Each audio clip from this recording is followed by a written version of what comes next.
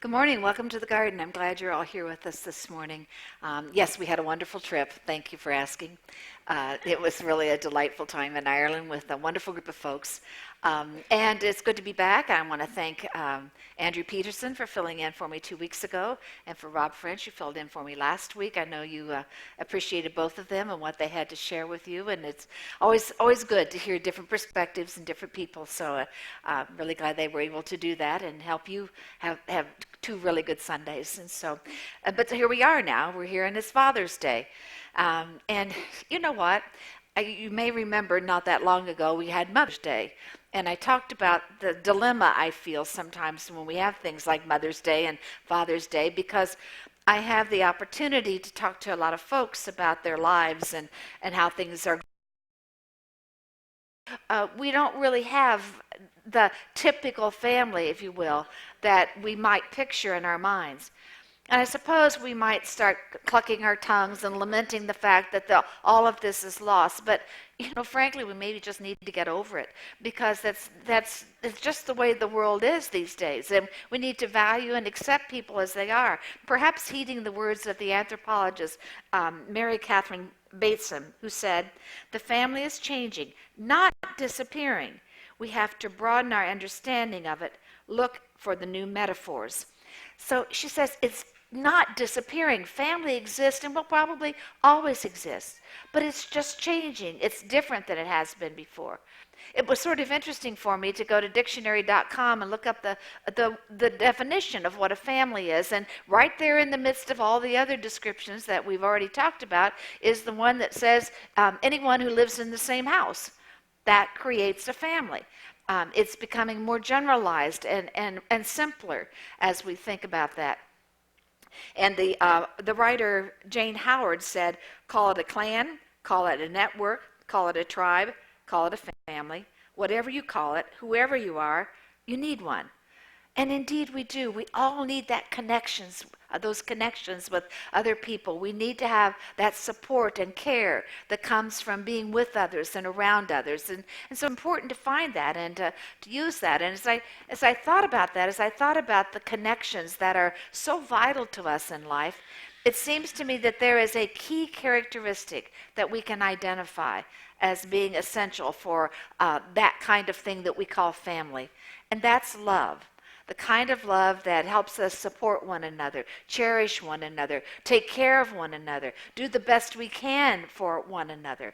That's part of what life is all about and what makes life meaningful.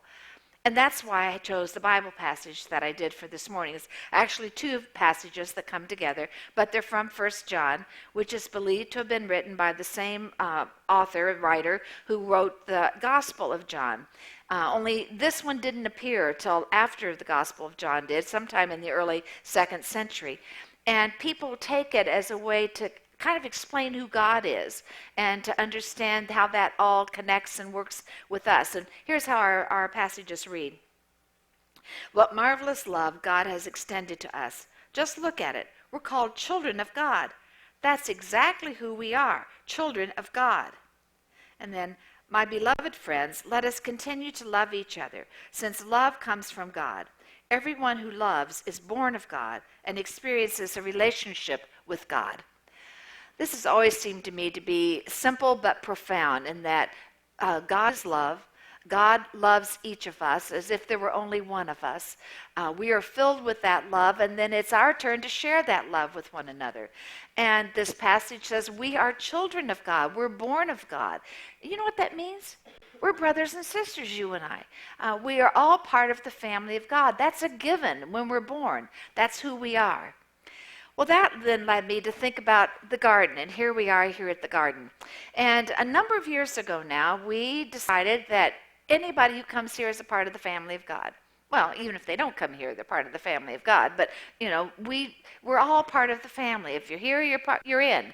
It's not any hoops you have to jump through, any categories you have to fit, any check box that you have to check off. None of that. You're welcome here. Everybody's welcome.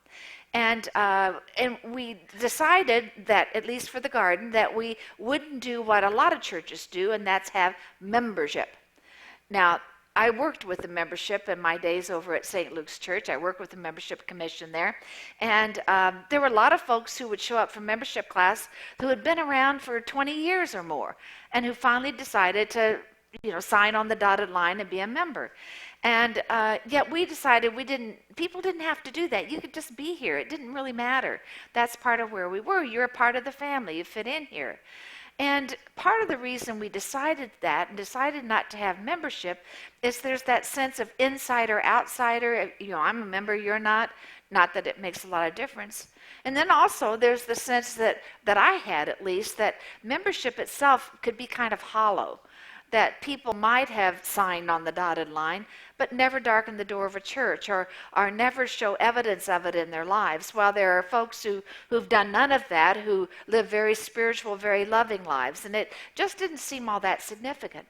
And I guess the biggest issue that we faced when we said we weren't going to do membership is that when you become a member of something, typically you agree to something, you agree to claims or beliefs.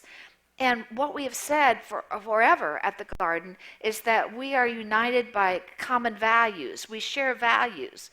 We don't necessarily share the same beliefs, and that's okay. We can be wherever we are, and we can express that in whatever way we want. They're not expected to be at a certain place or look a certain way. So we have basically set aside this whole concept of membership.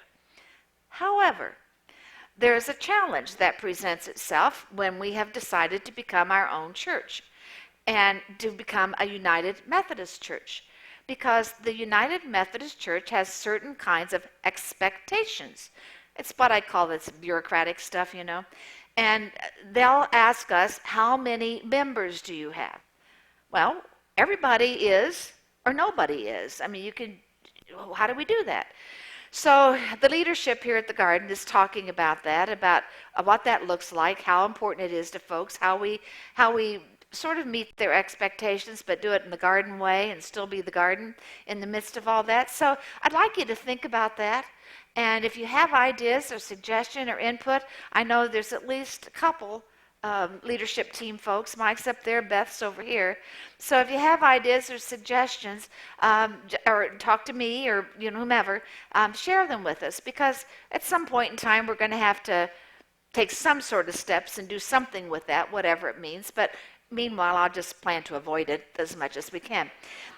But at any rate, what I want to say to you, regardless of what we do to that, is everybody is welcome here. You're all a part of the family you're in, because we are all family. We end tonight with a detective who took on one of the most challenging cases of his career. Solving it took teamwork between his head and his heart. Here's Steve Hartman on the road.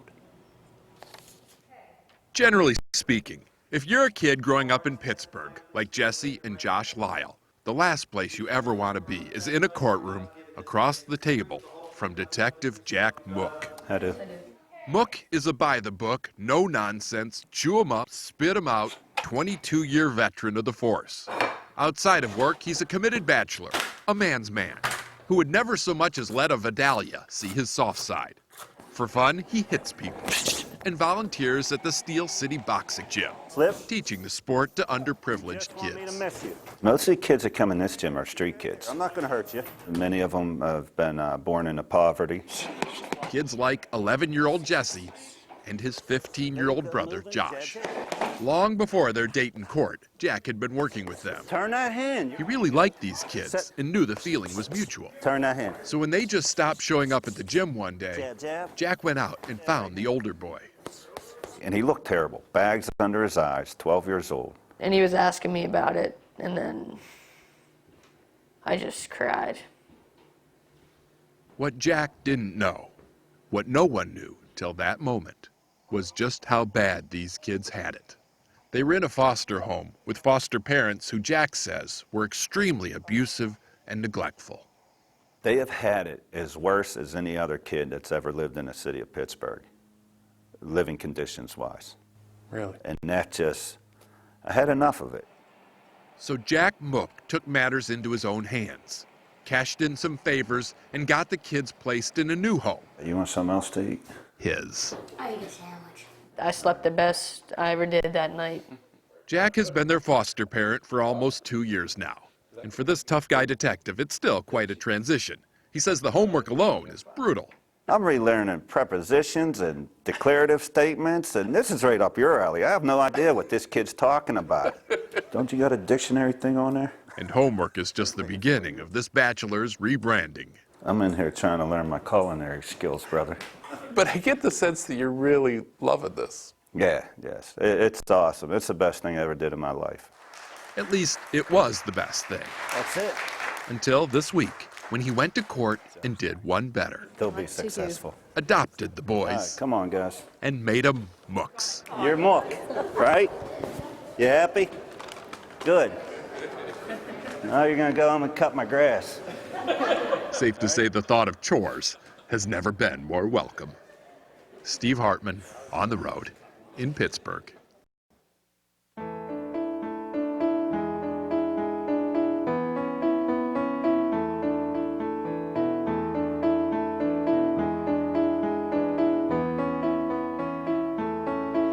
Hey Billy, my baby. Hey kid, look at me. It's clear you've got your mother's eyes, but who do they see? The nurse just called me father. Well, hell, I guess that's what I am. But what makes her think I'm a family man? Those fathers of fathers, fathers of mothers, how can you know what it's worth? For all my aspiration, are you to be an indication that I walked the face of this earth?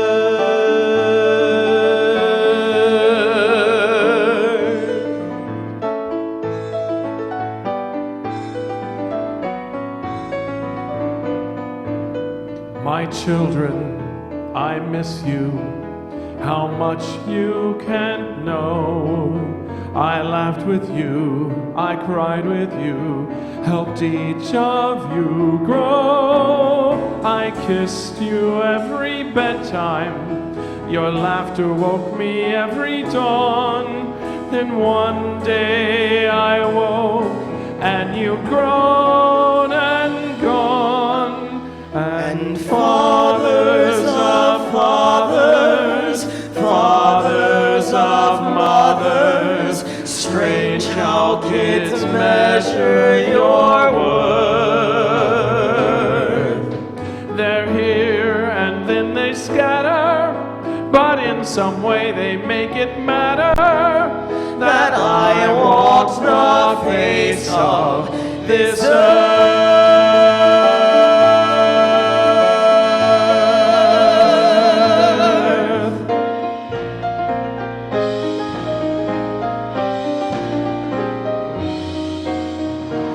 Father, I love you.